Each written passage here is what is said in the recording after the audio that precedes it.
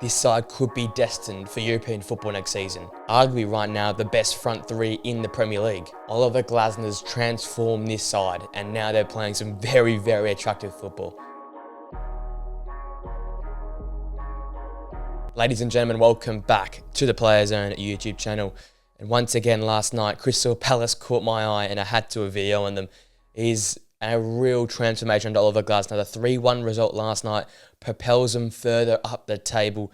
And the change is night and day. We all felt sorry when Roy Hodgson was sacked, but it seemed the right time. And boy, it was a great decision to bring in Oliver Glazer, bringing his experience over from Germany and playing that real high energy, high pressing style of football. I've touched on it a lot in my prediction videos with how they played their football, the players that stood up under his leadership.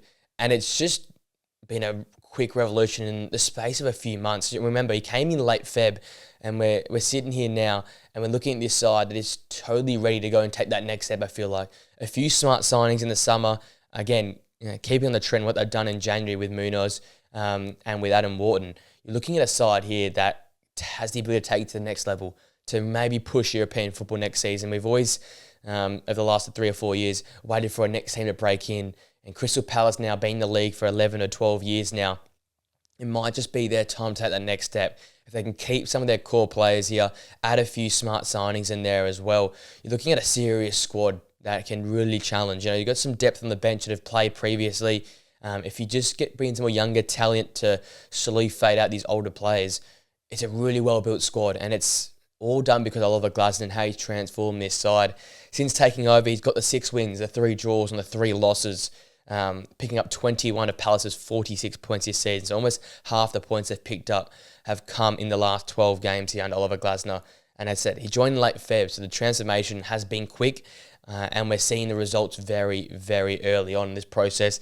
His win percentage is sitting at 50%, where pre-Glazer was at 25% under Roy Hodgson. They increased the average points per game won from 1 point to 1.75. So all the stats are trending in the right direction currently for Oliver Glazer and Crystal Palace. And I just feel like last few weeks, a massive results against like West Ham, a 5-2 win there, that 2-0 clinical performance over Newcastle, a 4-0 win over Man United last time out, then last night 3-1 over Wolves away from home. Another really tough place to go. They're putting goals on side, they're playing their brand of football, and they're being unapologetically themselves. They're playing with a bit of freedom. You can see the likes of Eze, Mateta, Elise looking more comfortable and thriving under the system. Adam Wharton and Will Hughes in midfield doing a fantastic job.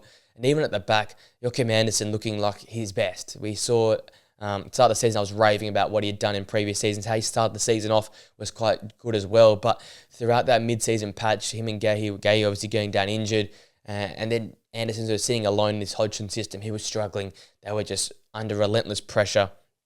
And the turnaround we've seen has just been fantastic because you'd seen more freedom in him as well. We're seeing a more progressive style of football that allows like some Munoz from fullback to push on and create from a wider position as well. So it's just a more exciting brand of football. It's a brand of football that suits the players in this side. And as such, they're reaping the rewards. They're seeing the results. The Palace fans are constantly up and about. You see that energy, that connection now that has been built between the manager, the fans, the players, and the fans. And it's producing great results. And it's been a fantastic little turnaround here. After beating Wolves now, they go and sit in 12th. They've overtaken Wolves this season, obviously, who have dealt with their own injury problems in the second half of the season. But if you tell me in February that Crystal Palace will be sitting ahead of Wolves on the table, I think I'd be saying, you're laughing or you're lying, because it's been such a fantastic spin around. 2 points behind Bournemouth, who one of the more informed sides.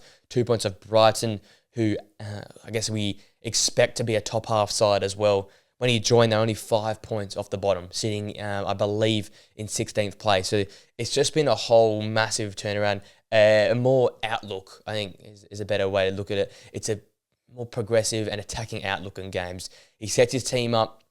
They're willing to press, willing to get into the face of the opposition, and then to play with the ball at your feet. Don't be afraid to take the game on, play those passes. And you see by last night, some of the movements they had, some of the build-up plays. I remember Munoz in around I think the half-hour mark, gets the ball just behind the halfway line, plays it a 1-2 with Eze, drives the ball towards goal, lays it off to Elise, gets the ball back for a shot at goal.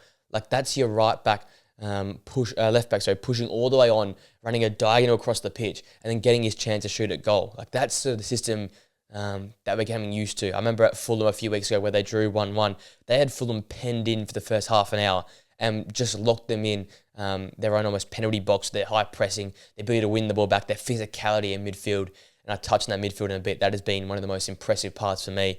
And then obviously this front three is just clicking right now. The goals, assists, numbers are going through the roof. I touch on their stats a little bit as well, but they just seem to have this connection now because of the freedom they've been given to go and play their football. But don't get me wrong, it's freedom to go and be attacking and expressive, but it doesn't exclude them from pressing high up the pitch. Last night, Elise and Eze getting a lot of turnovers, catching players out of possession. Mateta's probably the leader of the press in many regards. He's the one that's nicking the ball off centre halves, pressing midfielders to lose them the ball as well.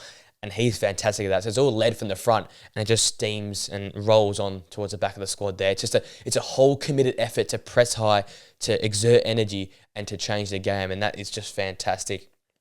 Last night result, just quickly on over that game, it was certainly symbolic of what Palace have been all about, dominating the first half, chances galore. I think Wolves had a good patch over the first 5-10 minutes, but after that point in time, it was all Palace.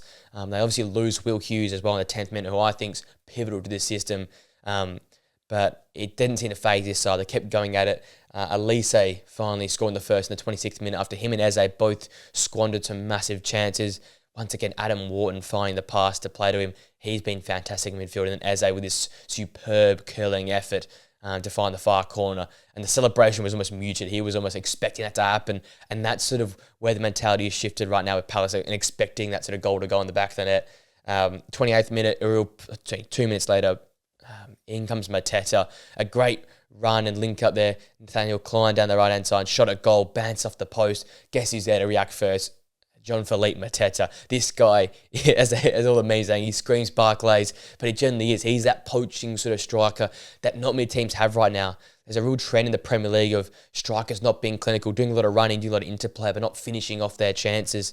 Jean-Philippe Mateta is that sort of just hold-up guy, real true number 9, putting the ball in the back of the net is his job, and he's doing that right now. So he compounded Wolves' misery there with his 28th minute goal. Wolves did pull one back in the 70th minute. A decent little build-up there. Mateus Cunha finding the back of the net.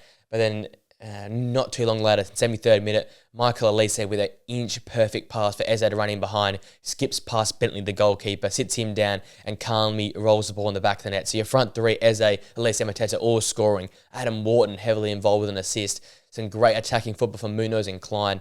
Like, what else can you ask for? This Palace team, everyone is contributing.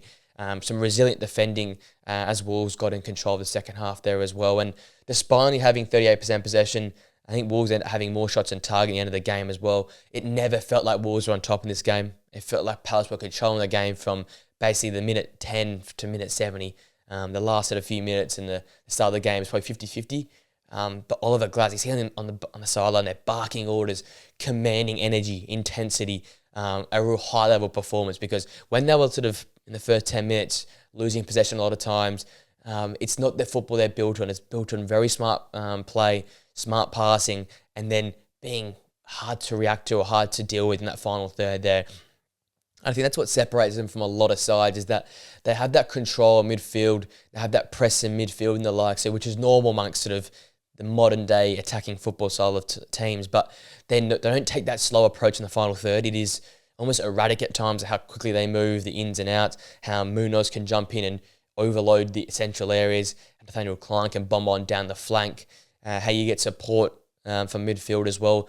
It's so erratic and so hard to stop. It's so dynamic. There's so much skill, flair, freedom, X factor and dynamism in the final third that it really makes it hard to defend that. I think you can see a lot of teams struggle to contain that front three, and with the help of the fullbacks, because it's something just too much to deal with. It's too much to man up, it's too much to predict. These guys sometimes are unpredictable because they've given that freedom. Elise and Eze, almost the classical street footballers and how expressive they are with themselves. And Jean-Philippe Mateta is not too bad for a flick or so himself. So it just makes it so hard to stop. And you can see that by these stats here. Mateta now has 10 goals in the 12 games under Oliver Glazer. He's been made the target man, replaced Odson Edouard as the number 1 guy under Oliver Glazer. Eberechi Eze, 4 goals, 2 assists under the 10 appearances under Oliver Glazer. He was someone that was available a bit earlier under Glasner's reign. But the big one for me is Mark Lelise. 4 goals and 2 assists, only 7 games been available under Oliver Glasner. Came sort of halfway through, the project had started. You'd seen sort of the blueprint being set. He came in and elevated to the next level. He made sure that the front three was functioning, that goals were being scored. And you can see that, like, the averaging, the incredible amounts of goals, averaging now 2 goals per game compared to, I think it was just under 1 early on in the season. They've had massive wins versus Man United. I said West Ham, Newcastle, Liverpool as well. So they've won at Liverpool. They've beaten United, West Ham and Newcastle all at home.